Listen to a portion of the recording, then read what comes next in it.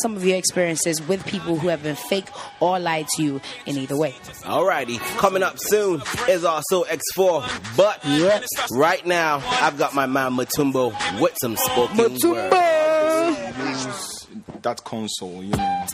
You like the way his hands just move around it so fast. You don't even see anything. So fast, you know. Reminds me of the potter's wheel. You know, I wish this table would turn, so I'll go behind the console and feel. Hey. Okay. So there's another piece, very, very old, about 2 years ago. I call it my old home. All right. So here goes. Let's ride. I knew there was peace and unity. My next door neighbor would invite me to eat yams and kuntumbri and give me water when I was thirsty. There was nothing like wearing tight clothes in order to be sexy. Our mothers wore kaba and slits, but they still appeared sexy. At 6:30 on weekends, we gather and tell stories of Anansi the spider. I knew all his cunning ways at 10, but he was always caught because he thought he was wiser. My old home has sounds that could make the ground shake. Like Mapuka dances, you might have heard the sounds that the phantom from drums make. And the claps mixed with jams and cakes when the girls played ampe.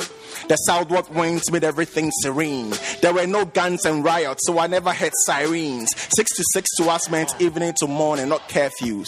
You can walk across borders and hear no bad news. Our bare feet stir the soil, they never triggered landmines. And if you trip and fall, that friend will give you a hand and say, I got you, it's all fine. We listen to songs from Osibi Sat, not Biggie Smalls, because we had to welcome people to our home, not how to make friends fall. In my old home, you see a ghost at night if you whistle. And when the rainbow came, we wondered when God was going to send us color pencils. So we paint our lives for our children to see, because so many blessings kept on coming like the waves at sea. Wives never played their husbands, because the rule of the game was to stick to one man and do nothing immoral for money in rubber bands. We didn't have to worry about weapons of mass destruction, the economy, or the level of inflation. All we worried about was the next time the angels would come back to sing, so we give them standing ovations. And they also brought news about our forefathers in heaven. They knew Kwame Nkrumah and Yaa Asantewaa. Oh God, I never knew we had forefathers in heaven. My old home never had different classes of people. We helped each other because good things always return to you like a chair that was swivel. When the sun appears over the clouds, it reminds us of how close man and man should be. And we could worship good from evil as far as our eyes could see. There were no grants or aids from Western countries because we made use of our resources that we had within our boundaries. My people were wise, but we lived in mud houses. The pots gave our drinking water a natural taste, and everyone had gold weighing more than 40 ounces. So there were no illegal immigrants. My people were rich and strong like tusks on elephants. No regret for being black. Our complexion is similar to coal, but still shines in the dark. My old home was like the winter when the kids play hopscotch. It's a monument that takes our memory back to the days time was the sun, because there was no wristwatch. It's the strength of our forefathers who worked on plantations twice the size of a football field and gave them protection during war like a medieval shield. It will be in our souls like a souvenir and protected so no predator can come near. Yes, it will be an engraved epitaph on our tombstone and tattooed with indelible ink on our bones. So that's my old home, you know, another old piece. Oh my gosh. Man, I was spellbound for the whole moment. I had to listen to each word by word. That is deep. We are just trying. Maybe when I start doing my little rap, you know, I'd probably want to rap about conscious stuff. I'll come to you for some punchlines. I'm a ghostwriter. This game is haunted. Hey. Woo. That right there is a punchline. I'm a ghostwriter. This game is haunted. Yes. Oh my God. You're still locked on to XFM 95.1. That was Mutombo right there with some deep spoken words right here. Oh my gosh.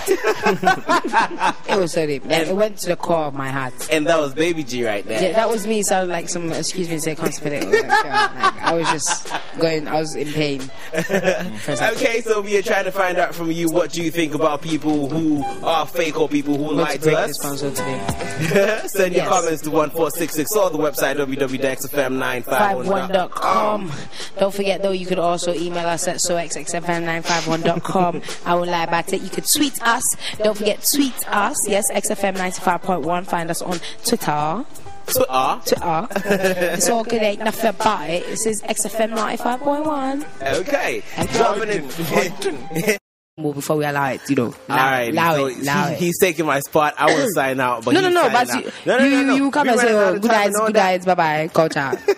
Alright, man, let it ride then. Okay, there's a poem I call Finding, a Hip Life, and it has about 26 artists' names, intertwined, so you have to listen. Very well, 26 people? Yeah, You gotta run through this one like... Okay. Before this journey, I had to perform a ritual. Wow. Pouring libation to Nananum so they guide me from the spiritual. Cause on my way, I'll come face to face with obstacles far from physical. I took my talisman before I left home, and my right pocket was filled with precious rocks and stones. Yeah, precious rock stones. Said bye-bye to my wife cause I was going to the chief's palace to find hip life. The road was fearful and muddy, but I got there anyway, and I even made it before sunset cause I used the shortest way. Met this man at the palace gate who said he was a Bradford the executioner. Had a long sword with lines on his forehead like a frowner. I asked him if I could see Nana Kane. He said he was in his room, but Konti Hine is in the yard lying on his cane. This man's voice was hoarse. I wonder if he can sing, but his height was amazing. He was taller than Yao Ming. So I made it through the door, took a few steps, and saw this girl with prayer in her right hand sweeping the floor. She asked me to take my slippers off or I'll be breaking the law. Drums, pots, and charms were some of the few things I saw. She rushed to call Nana Kane when she heard of my mission. Came out after a minute to sit on his stool like Pharaoh, but he was no Egyptian. I spoke through Ochiame Kwame because that was tradition. Told them I was after hip life, whether dead or alive, and I played it cool because I wanted to survive. They gave me a chair to sit like I was VIP. Brought a pot of palm wine, but I drank a little even though all was mine. It left a strong smell in my mouth. Thank God I had tic-tac. And when the chief talked, he shut up and sit back. My story to them was confusing, so they brought a comfort choir there to chant, but God no answers because the gods were refusing. Now they were willing to help if I would only pay. I showed them one precious rock stone and asked, what price did they say? They joined their heads and after a minute asked me what was 4x4.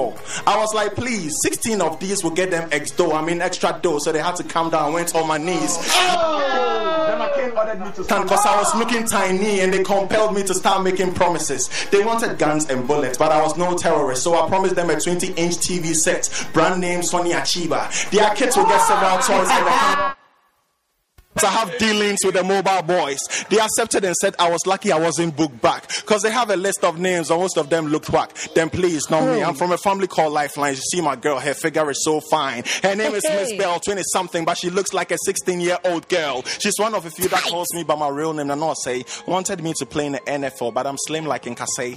Why was I telling them all of these stories? I went to the chief's palace with just one word, which is finding hip life. But I'm getting no answers, so my plan was to deflate the chief's back tie with a sharp knife.